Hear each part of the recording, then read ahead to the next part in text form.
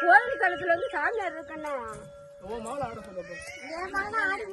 நாங்களாம் ஆடி முடிச்சுட்டோம். பாப்பா கலப்பாரு சிட்டு போட்டு அந்த பிள்ளை ஆட சொல்லு. எப்ப நான் பாக்கல